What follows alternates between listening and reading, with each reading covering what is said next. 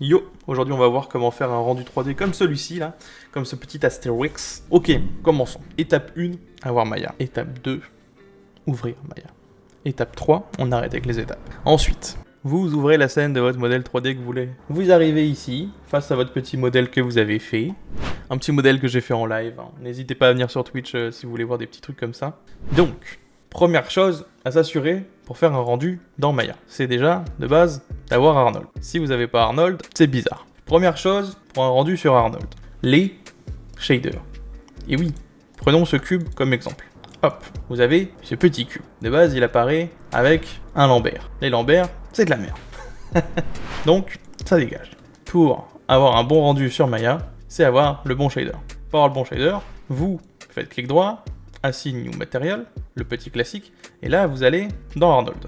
Comme ça vous avez tous les petits shaders que Arnold peut rendre. Celui qu'on aime, celui qu'on utilise, celui qu'on veut, c'est lui.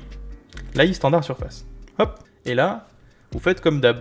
Si on retourne sur Astérix, hop, le petit AI standard surface, vous mettez vos différentes textures dans les différentes channels que vous avez besoin. Donc les couleurs, la roughness, la métallique, la normal map, etc., etc.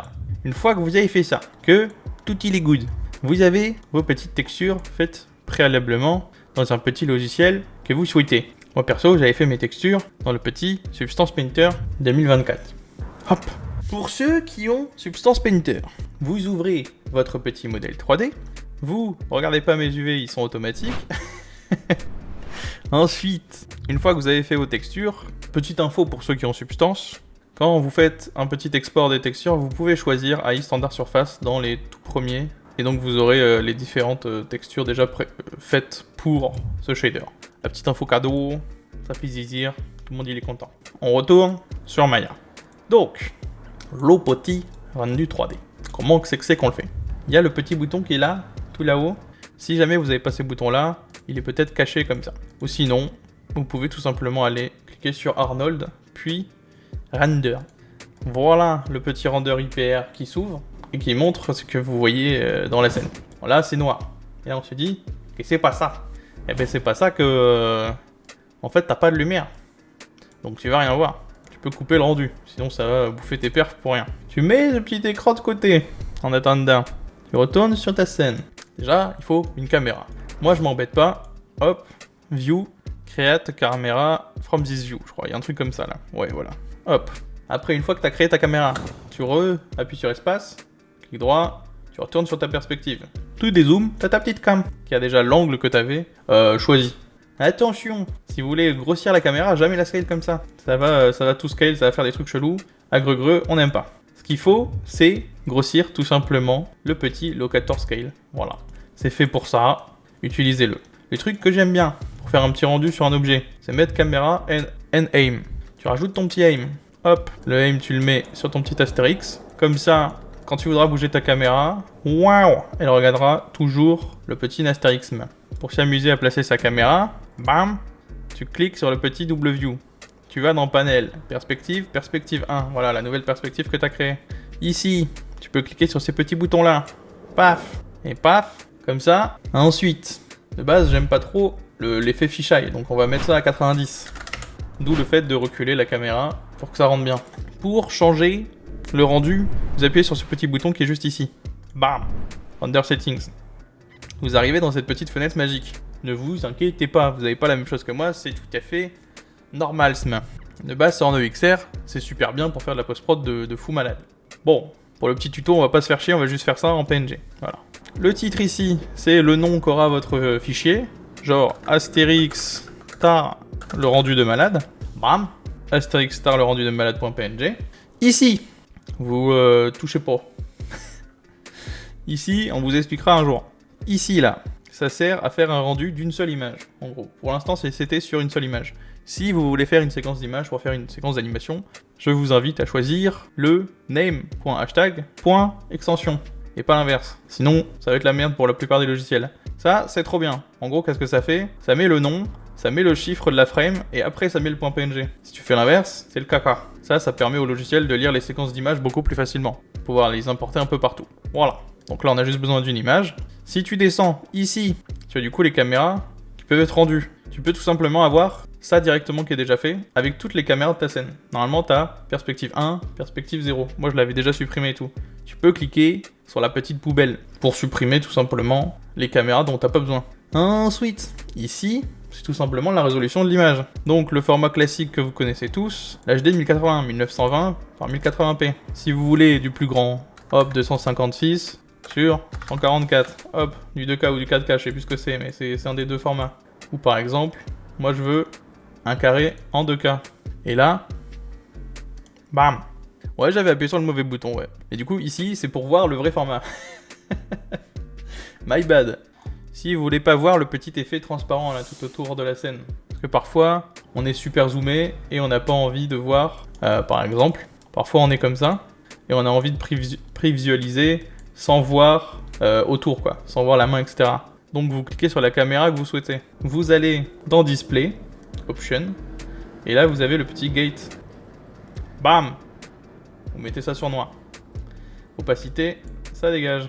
Et là vous avez uniquement votre beau petit rendu. Arnold Render, ça sert du coup, c'est le nombre de calculs en gros que va faire le rendu par couche, quoi.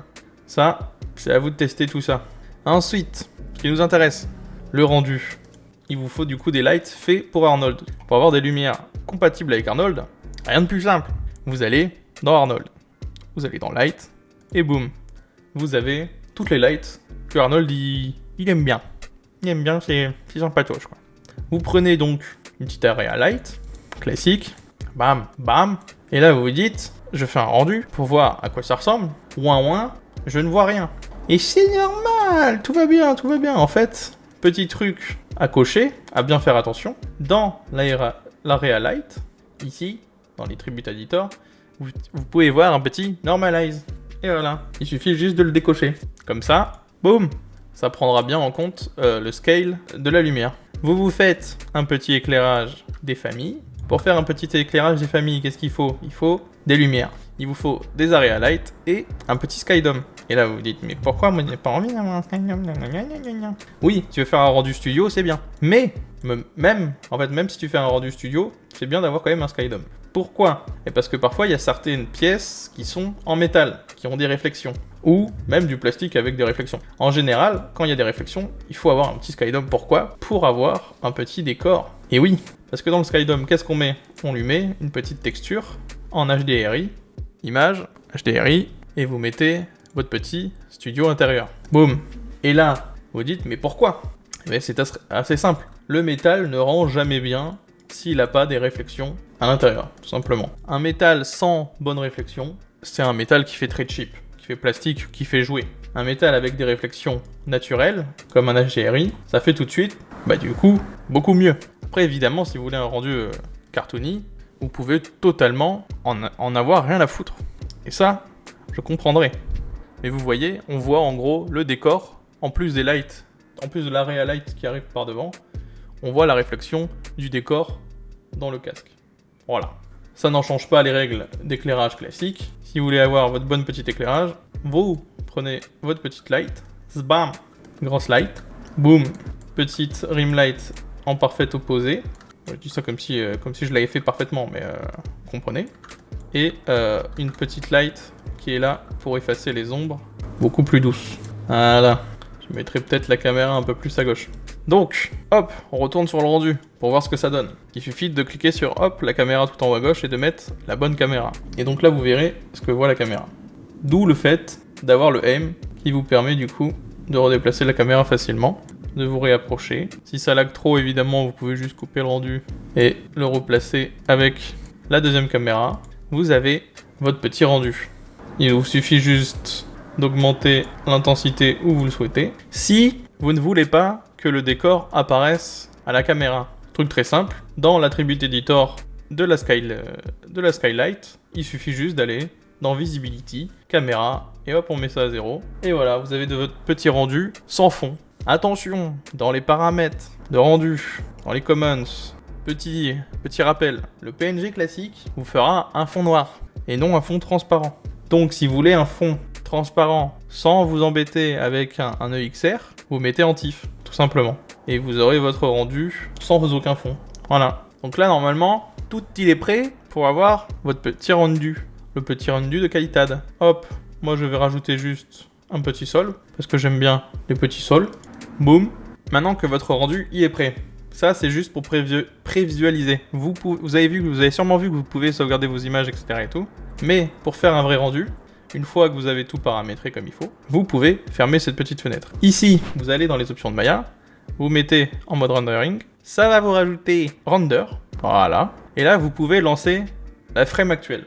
Moi, ce que j'aime bien, c'est aller dans render séquence, comme pour faire de l'animation. Comme ça, vous pouvez choisir directement tout ce qu'il vous faut.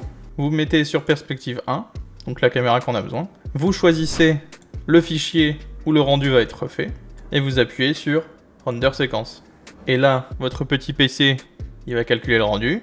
Donc, selon la lourdeur de la scène, évidemment, le rendu prendra plus ou moins de temps. Soit vous verrez les carrés se calculer, soit comme moi, là, vous aurez un petit bug et vous verrez pas du tout le calcul se faire. Ça peut prendre 6 secondes, tout comme ça peut prendre 20 minutes. Et voilà, le rendu est lancé, il n'y a plus qu'à attendre. Plus qu'à attendre la fin du rendu. Yeah, fin du rendu.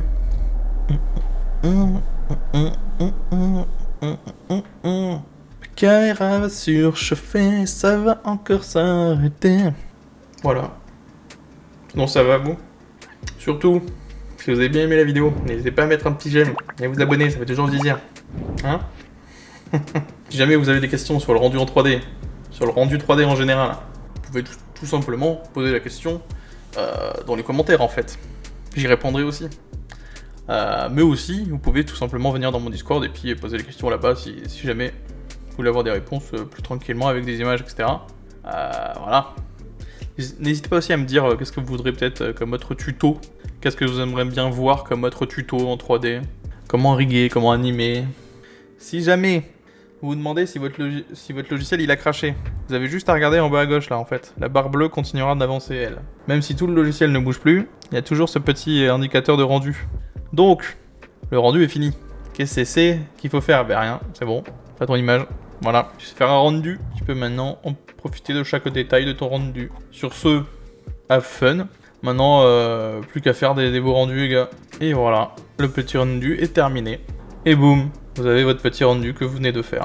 Voilà, voilà, voilà. Petit défaut de texture. En même temps, c'est des UV automatiques. Il fallait s'y attendre. Mais bon, à vous de faire un petit rendu. Voilà. J'espère que cette petite vidéo vous aura plu. On se retrouve un de ces week-ends pour des animations 3D. Une prochaine vidéo, un petit tuto. Laissez dans les commentaires vos idées si vous voulez que je fasse d'autres tutos. Voilà, n'hésitez pas à mettre un petit j'aime et à vous abonner, ça fait toujours plaisir.